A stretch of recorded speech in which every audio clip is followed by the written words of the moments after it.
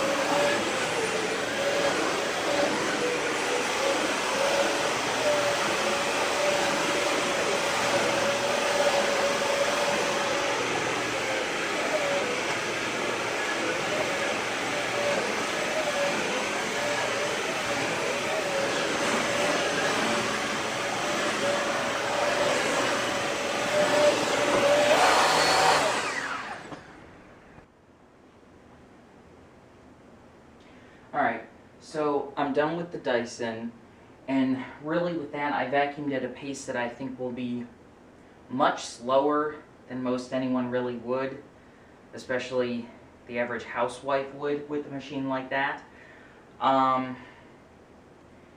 I'm going to go back over it just like I did in the other test with the Electrolux, and just to prove again, which I clean this out as well as I can in between tests, there's nothing in this at all. So, oh, and I'm sorry that you can't see some of the areas that I'm cleaning. It's just not really possible with where I can put the camera in this room.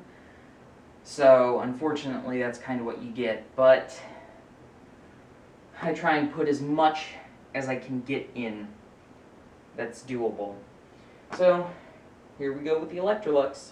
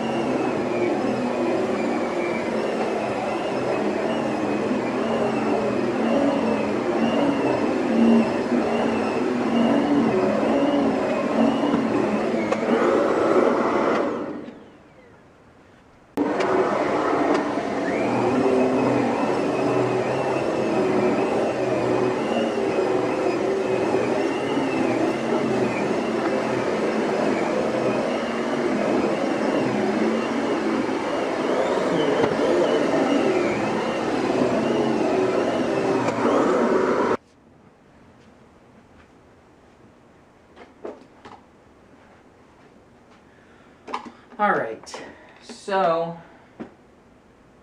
let me just grab the Dyson, or its canister rather.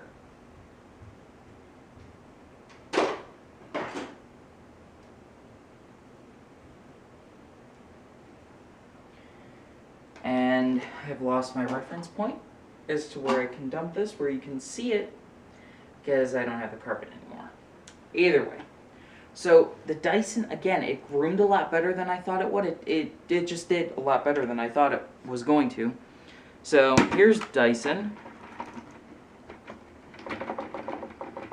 And keep in mind, as far as big things that aren't cat hair, like hard particles, it went over everything first, so it pulled those up very easily. The thing that surprised me with the Electrolux this time around is going over with it, I could hear things, like hard things, crumbs, cat litter, whatever it actually is, coming up into the machine, which kind of surprised me that it was left. Ooh. Okay, so I'm gonna pull the camera off the tripod for a second. Or actually just, well, here, let me pull it off. Give me one awkward, shaky second. Okay, there we go. So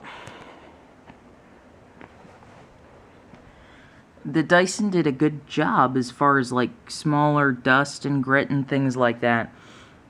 But see, here's where the big difference is made with the Electrolux, is there is the cat hair in there like before.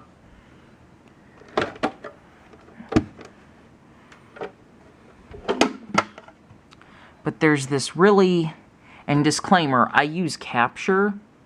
You know, 3 cats, they get sick, so Capture is my carpet cleaner of choice. But that white, very fine powdery, that probably is Capture, but there's a little bit of grit and cat litter in with that too, and the Dyson just didn't get that out of the carpet. And that's with me going like a million fucking miles an hour with the Electrolux. So if you go slower, you can get a lot more with the Electrolux. Here's what the filter looks like. I'll be the first to say this isn't the highest efficiency cyclone system, so a lot of the dirt goes there into the filter, but I mean, that's just more dirt that the Dyson left behind. This is more what I expected than the last one, but this shows the difference. And I mean, it's not only cat hair if you're an allergy sufferer especially, but this smaller fine dirt and grit building up every single time that you would clean with something like the Dyson versus something with a powerhead. And that can destroy your carpet and honestly your quality of life as well, like I said, if you do have allergies. So you really need to make sure you're buying something that will clean your carpets. And a turbo brush just does not cut it. And keep in mind when I say that, out of all the turbo brushes I've seen, the Dyson is by far the best. But it's still not up to par with even some of the most basic power nozzles at all. It's just not up to the task.